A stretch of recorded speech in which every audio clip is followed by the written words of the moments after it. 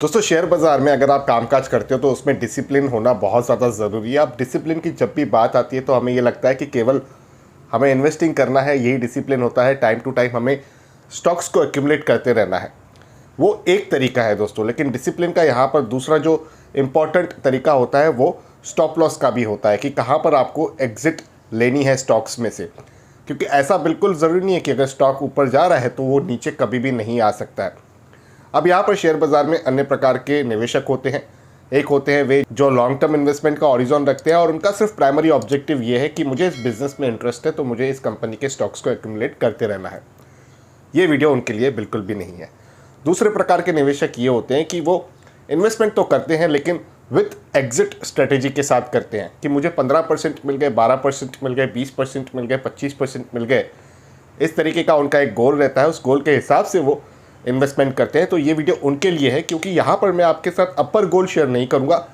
मैं आपके साथ शेयर करूँगा की लेवल्स 5 स्टॉक्स की, जहाँ पर मुझे लगता है कि अगर वो लेवल टूटी इन स्टॉक्स के अंदर तो वहाँ से भारी गिरावट भी हो सकती है। क्योंकि इन स्टॉक्स ने पिछले एक वर्ष में इंडेक्स के रिटर्न्स को भी बीट किया है, मतलब इनमें मोमेंटम बहुत अच्छा रहा है। और ये स्टॉक्स कभी ना कभी मैंने भी कवर किए हुए हैं और फंडामेंटल्स भी इन कंपनियों के ठीक ठाक है, खराब बिल्कुल भी नहीं है। लेकिन सेंटीमेंट्स के चलते हुए हमें प्राइस को भी थोड़ा कितना यहाँ पर सेंसिटिव तरीके से देखना है, थोड़ा कॉशियस रहना है और वही लेवल्स मैं आपके साथ एक्सचेंज भी करूँगा। तो शुरू करते हैं इस इंटरेस्टिंग वीडियो को, आइए मिलकर सीखते हैं।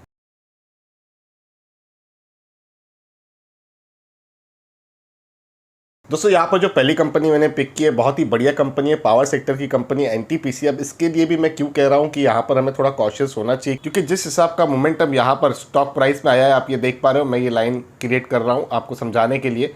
और इस समय पर निफ्टी में इतना ज़्यादा मोमेंटम नहीं था। अब यहाँ पर दो लाइन्स आपको दिखेंगी। ये ब्लू कलर की जो लाइन है ये है 50 DMA, ठीक है, 50 DMA मैं यहाँ पर लिख देता हूँ। और जो ये एरिया है ये है पूरी 200 DMA। तो यहाँ पर मैं आपके साथ क्या शेयर करना चाहता हूँ कि 50 DMA के काफ़ी ज़्यादा ये अभी दूर है। यहाँ पर जो ये लेवल है 50 DMA का वो है 130 रुपीज़ के आसपास और 200 DMA का है 116 के आसपास। ये गैप आप देख पा रहे हो, ये काफ़ी गैप है। तो यहाँ पर एक जो रिटेल इन्वेस्टर है जिसने एनटीपीसी में इन्वेस्ट किया हुआ है उसे इन दो लेवल्स का ध्यान रखना चाहिए। अगर वे अभी प्रॉफिट में बैठे हैं तो उन्हें ये देखना चाहिए कि मेरी कॉस्ट प्राइस क्या थी। अगर मेरी कॉस्ट प्राइस मान लीजिए 115-110 रुपये के आसपास है तो उस केस में मैं 130 रुपये का स्टॉप लॉस रखूँगा क्लोजिंग बेसिस पर। जब ये स्टॉक 130 के नीचे की क्लोजिंग देता है तो वहाँ पर मैं एग्जिट कर लूँगा। अगर किसी ने अभी अभी एंट्री की है और वो एक स्टॉप लॉस को ढूंढ रहे हैं तो उनके लिए डेफिनेटली थोड़ा सा वाइड स्टॉप लॉस होगा 116 रुपये का। और मैं ये बिल्कुल उनको टारगेट नहीं कर रहा हूँ जो केवल 2-4 हफ्ते या 1 महीने के लिए काम करते हैं, जो पोजिशनल बेसिस पर काम करते हैं, जिनके थोड़े डिसेंट टारगेट्स होते हैं, जो मैच्योर इन्वेस्टर्स होते हैं, जिन्हें पता है कि शेयर बाज़ार में वॉलेटिलिटी रहती है और यहाँ पर रीजनेबल एक्सपेक्टेशन अगर हम रखते हैं तो धीरे धीरे करके हम अच्छी वेल्थ गेन कर सकते हैं। तो उस तरीके के अगर आप एक लॉन्ग टर्म इन्वेस्टर हो, अभी लॉन्ग टर्म का डेफिनेशन बहुत बड़ा होता है, इसीलिए मैं ये क्लियर कर रहा हूँ कि आप ऐसे इन्वेस्टर हो जो प्री डिफाइंड टारगेट लेके चलते हैं और अभी अभी रिसेंटली एंट्री की है, तो उनके लिए शायद जो स्टॉप लॉस है वो 116 रुपये के आसपास रखेंगे तो उसमें ज़्यादा समझदारी का काम होगा। काफ़ी लेवल भी नीचे है और उसके बीच में अगर एक्यूमुलेशन करनी है तो वो कर भी सकते हैं। लेकिन जैसे मैंने बताया कि 50 दिन की मूविंग एवरेज है, वहाँ पर आपको बहुत ही ज़्यादा फोकस्ड वे में ध्यान देना है, क्योंकि उस मूविंग एवरेज को जैसे ही स्टॉक तोड़ेगा उसके बाद कहीं ना कहीं आपको अच्छा खासा डाउनफॉल भी देखने के लिए मिलेगा। तो ये डिसिप्लिन रखना बहुत ज़्यादा ज़रूरी है। आपको ये देखना है कि अगर आपसे गलती हुई है, यानी कि आपने स्टॉक तो अच्छा चुना है लेकिन समय सही नहीं है उस स्टॉक में एंट्री करने का और आपका हॉरिजॉन छोटा है, यानी कि 1 से 3 साल का है, तो उस केस में आप स्टॉप लॉस पर ज़्यादा नज़र रख के ही काम कीजिए, वो आपके डिसिप्लिन का पार्ट होता है। अब इसी तरीके से और 4 स्टॉक्स का भी एग्जांपल मैं आपको दूंगा। तो यहाँ पर जो दूसरा स्टॉक है दोस्तों वो है टाइटन। अब टाइटन के स्टॉक भी आप देख पा रहे हो कि किस तरीके से यहाँ पर परफॉर्म करते हुए दिखे हमें। काफ़ी चर्चा में भी रहा था इस कंपनी का स्टॉक। यहाँ पर जो 50 डेज का DMA है उसके काफ़ी करीब इस स्टॉक का जो प्राइस है वो ट्रेड हो रहा है। लेकिन यहाँ पर जो 200 डेज का DMA है वो काफ़ी दूर है अभी भी। यहाँ तक आप देखोगे काफ़ी बड़ी गैप है। तो इस तरीके से आप यहाँ तक चाहे तो आप एक कॉशियस मूव रख सकते हैं। कोई ज़रूरत नहीं है एग्रेसिव यहाँ पर एक्यूमुलेशन करने की, क्योंकि यहाँ पर अगर आपने एग्रेसिव एक्यूमुलेशन कर दी और ये एरिया ब्रीच हो गई दोस्तों तो यहाँ से काफ़ी नीचे भी स्टॉक जाएगा। तो ये अच्छी कंपनियाँ हैं, अच्छी कंपनियों की मैं आपको दोनों लेवल्स बता रहा हूँ ताकि आपके पास लिखी हुई नोट की हुई ये जानकारी हो कि मेरे इन स्टॉक्स में कहाँ पर मुझे थोड़ा कॉशियस भी हो जाना है। तो टाइटन की अगर हम बात करें तो यहाँ पर जो पहला लेवल है वो है 2208 का। तो अगर आपने रिसेंटली यहाँ कहीं पर भी एंट्री की है तो मेरे भाई मेरे दोस्त आप थोड़ा रिस्क में हो, थोड़ा सा देख लीजिएगा, समझ लीजिएगा। अगर आपकी कैपेसिटी से ज़्यादा आपने पैसे इन्वेस्ट किए हुए हैं तो उस केस में निकलना एक थोड़ा आपको फ़ायदे का सौदा साबित हो सकता है। लेकिन अगर आप एक ऐसे इन्वेस्टर हो जो थोड़ा समय रुक सकते हो, जिनकी कैपेबिलिटी अच्छी है in terms of risk taking ability, क्योंकि ये पर्सनल फाइनेंस है, मुझे नहीं पता है कि आपका रिस्क प्रोफाइल क्या है, मैं ये एक जनरल इन्फॉर्मेशन जनरल पब्लिक के साथ शेयर कर रहा हूँ। तो आपको थोड़ा अपना असेसमेंट करना पड़ता है अपने रजिस्टर्ड इन्वेस्टमेंट एडवाइज़र के सलाह के हिसाब से भी। तो यहाँ पर अगर आप देखोगे तो ये जो 200 दिन का मूविंग एवरेज है उसकी जो लेवल है वो है 1410 की, यहाँ पर 1410। तो ये एक इम्पॉर्टेंट लेवल है। इस लेवल के नीचे अगर स्टॉक का प्राइस फिसलता है, क्लोज होता है, तो वहाँ पर एक शार्प डिक्लाइन भी आ सकता है। तो ये एक कॉशियस वाला लेवल है। यहाँ पर अगर आप एक लॉन्ग टर्म इन्वेस्टर हो जिन्होंने काफ़ी सस्ते दामों में इस स्टॉक में इन्वेस्ट कर रखा है तो इस लेवल का ज़रूर ध्यान रखिए। और कहीं ना कहीं तो दोस्तों ब्रेक लगानी पड़ती है जीवन में, तो उसी तरह अपने इन्वेस्टमेंट्स में, अपने प्रॉफिट में भी आपको कहीं ना कहीं ब्रेक लगाने की ज़रूरत पड़ती है, जिस वजह से मैं आपके साथ ये इन्फॉर्मेशन एक्सचेंज कर रहा हूँ।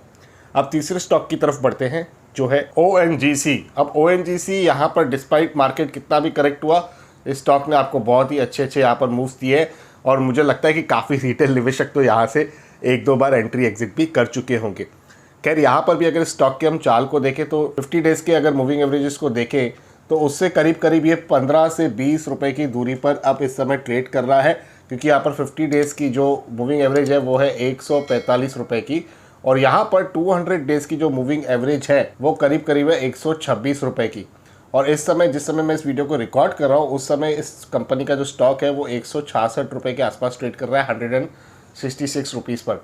अगर ये 40 रुपये से ज़्यादा यहाँ से करेक्ट हो जाता है दोस्तों और आपके नीचे के रेटों की खरीदी है तो एक बार ज़रूर आप रिव्यू कीजिएगा उस समय मार्केट की कंडीशंस को, किस हिसाब से उस समय मार्केट के सेंटीमेंट्स हैं, किस हिसाब की खबरें आ रही हैं, किस हिसाब की कंपनी के जो रिजल्ट्स वगैरह हैं वो पब्लिश हो रहे हैं, उसके बाद आप एक सूझबूझ के साथ डिसीजन लीजिएगा। 2 लेवल्स जो मैंने आपको बताई है ये बहुत ही ज़्यादा इंपॉर्टेंट है, इन दोनों लेवल्स को आप चाहे तो लिख लीजिए, इस वीडियो को अपने प्लेलिस्ट में ऐड कर दीजिए। अब तीसरे स्टॉक की तरफ बढ़ते हैं दोस्तों। तीसरा स्टॉक है ना एकदम आपको यहाँ पर 50 डेज़ मूविंग एवरेज के आसपास ही दिखेगा। 483 के आसपास की क्लोजिंग प्राइस है और 470 रुपीज़ का यहाँ पर 50 डेज़ का मूविंग एवरेज है। स्टॉक का नाम है दोस्तों SBI, ये सबसे बड़ा बैंक। यहाँ से अगर 13 रुपये करेक्ट हो जाता है स्टॉक तो वहाँ मुझे ऐसा लगता है कि काफ़ी अच्छी गिरावट हो सकती है, इसमें इमीडिएट गिरावट हो सकती है कंसीडरिंग जो इंटरेस्ट रेट्स हैं दोस्तों वो बढ़ने जा रहे हैं, ऑलरेडी भी बढ़ चुके हैं, लेकिन धीरे धीरे बैंक्स जो है उसको बढ़ाएगी, जिस वजह से मुझे लगता है कि कहीं ना कहीं लोन के अंदर जो डिमांड है वो कम होती हुई हमें शॉर्ट टर्म के लिए दिखेगी।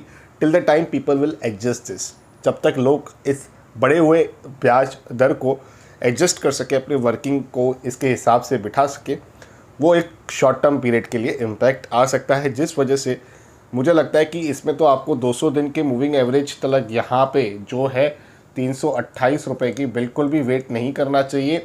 जैसे ये 470 का लेवल है, इसके नीचे अगर क्लोज हो जाता है तो वहाँ पर ही आप थोड़ा कॉशियस हो जाइए और उसके बाद मार्केट सेंटीमेंट्स के हिसाब से अपना डिसीजन लीजिएगा। मुझे ये थोड़ा लेवल जो है 470 का थोड़ा मेक और ब्रेक वाला लग रहा है। यहाँ से अगर बाउंस हुआ तो बहुत अच्छी बात है, लेकिन अगर यहाँ से बाउंस नहीं हो पाया तो यहाँ पर इस बैंक के स्टॉक में आपको एक डिसेंट करेक्शन 50-60 रुपये की भी दिख सकती है। अब बढ़ते हैं अगले स्टॉक की तरफ जो मैंने ऑटोमोबाइल से लिया है दोस्तों, इसका नाम है टाटा मोटर्स। अब इसका सबसे बड़ा कारण क्या है दोस्तों, पता है, इसके ऊपर डेप्ट बहुत है। अब लोग बोलेंगे काफ़ी इनोवेशन कर रहे हैं, काफ़ी दूसरे नए नए मॉडल्स ला रहे हैं। देखिए अल्टीमेटली अगर आपकी कंपनी पे कर्जा बहुत ज़्यादा है तो उसमें कहीं ना कहीं आपको आपके जो प्रॉफिट है उसमें कॉम्प्रोमाइज़ करना पड़ता है, क्योंकि आपका सबसे बड़ा खर्चा आपके इंटरेस्ट में ही निकल जाता है। तो इस केस में मैं स्टिल ये कहूँगा कि टाटा मोटर्स में हमने एक बहुत ही भयानक वाली वॉलेटिलिटी देखी थी। यहाँ पर 2020 में भी आप देख पा रहे हो किस हिसाब से प्राइस डबल डिजिट तक फॉल हुए थे, उसके बाद बढ़े भी हैं। अब what goes up has to come down, ये रूल है दोस्तों, ठीक है। यहाँ पर अगर 50 डेज़ के हम लोग मूविंग एवरेज की बात करें तो एग्जैक्टली वहाँ पर आपको स्टॉक का प्राइस क्लोज होते हुए दिखेगा जो है 408 रुपये समथिंग का भाव। अब यहाँ से लेके अगर हम 200 डेज़ की बात करें मूविंग एवरेज की तो वो है 236 का। तो इस बीच में दोस्तों ये बहुत बड़ी गैप है, 170 रुपये से ज़्यादा की यहाँ पर गैप है। तो मुझे नहीं लगता है इसमें कोई भी समझदारी है। इनफैक्ट टाटा मोटर्स जैसे स्टॉक में मैं स्ट्रिक्टली ये कहूँगा कि अगर आप प्रॉफिट में बैठे हो, आपने नीचे के रेटों पे यहाँ पर कुछ ना कुछ बाइंग कर रखी है, तो पार्शियल प्रॉफिट बुकिंग तो ज़रूर करनी चाहिए। आप किसी भी तरीके के इन्वेस्टर हो, आप चाहे 20 साल 25 साल के लिए लेके रखे हो ना, तो भी मेरे लिमिटेड नॉलेज के हिसाब से मैं ये कहूँगा कि पार्शियल प्रॉफिट बुकिंग यहाँ पर ज़रूर इस स्टॉक में बनती है। नो डाउट स्टॉक अच्छा है, ऊपर जा सकता है, पोटेंशियल अच्छा है, लेकिन नीचे भी यहाँ पर अट्रैक्टिव ऑफर्स आपको देखने मिलेगी। ऑफर्स का मेरा मतलब है प्राइसेस आपको देखने मिलेगी। ऑफर्स जो इनको अपनी गाड़ियों में चलानी पड़ेगी, अब इंटरेस्ट रेट बढ़ गए तो वहाँ पर भी एक इम्पैक्ट आ सकता है। ये भी एक लॉजिकल रीज़न है टाटा मोटर्स को चुनने का। इसी तरीके की बहुत सारी अनेक कंपनियां हैं दोस्तों, आपको थोड़ी अपनी रिसर्च करनी चाहिए। उनके 50 डेज़ मूविंग एवरेजेस, उनके 200 डेज़ मूविंग एवरेजेस किस हिसाब के हैं, थोड़ा सा देख लीजिए। अगर उस हिसाब से आपको स्टिल मैनेज हो रहा है अच्छा खासा डबल डिजिट का प्रॉफिट, तो वहाँ पर आप थोड़ा कॉशियस होकर असेसमेंट अपनी ज़रूर करें। शेयर मार्केट में डिसिप्लिन का अगेन मैं कह देता हूँ, ऐसा मतलब बिल्कुल नहीं होता है कि हमको हर डिप में बाय करना है। और मैं ये म्यूचुअल फंड्स के SIP के लिए नहीं कह रहा हूँ, डायरेक्ट स्टॉक्स में जो काम करते हैं केवल वही स्कोप है आज के इस एजुकेशनल वीडियो का। तो अगर आप डायरेक्ट स्टॉक्स पे काम करते हो तो यहाँ पर आप हमेशा मूविंग एवरेजेस के लेवल्स पर थोड़ा सा ध्यान रखिए, आंखें खुली रखिए, सेंटीमेंट्स को तब आप ऑब्जर्व कीजिए और उसके हिसाब से अपने इन्वेस्टमेंट के डिसीजंस को भी लीजिए। लेकिन एग्रेसिव बाइंग करने का ये समय बिल्कुल भी नहीं है, तो ऐसे समय में थोड़ा कॉशियस होकर काम कीजिए। और यही मेरा प्रयास था आज के इस एजुकेशनल वीडियो में, जहाँ पर मैं रिटेल इन्वेस्टर के साथ कनेक्ट करके बता पाऊँ उन्हें कि ये समय थोड़ा सा कैश पर बैठने का है। 1-2 हफ्ते की बात है, डस्ट थोड़ी सी सेटल हो जाएगी, उसके बाद आप नॉर्मल वे में अपने कामकाज आगे कर सकते हो शेयर बाज़ार के अंदर। तो मैं आशा करता हूँ कि आपको इस वीडियो से एक अच्छी जानकारी प्राप्त हुई होगी। इन 5 स्टॉक्स की जो चार्ट्स मैंने आपके साथ शेयर किए वो मैंने मेरे टेलीग्राम ग्रुप में भी ऑलरेडी शेयर कर दी हैं। तो आप मेरे टेलीग्राम ग्रुप के अगर मेंबर हो तो आपको वहाँ पर उसका एक्सेस मिल जाएगा। अगर नहीं हो तो फ्री में आप ज्वाइन कर सकते हो। नीचे डिस्क्रिप्शन में आपको लिंक मिल जाएगी टेलीग्राम ग्रुप की, टेलीग्राम चैनल की। संडे निवेश जैसे मैंने कहा टाइप करके भी आप सर्च करके टेलीग्राम को ज्वाइन कर सकते हो।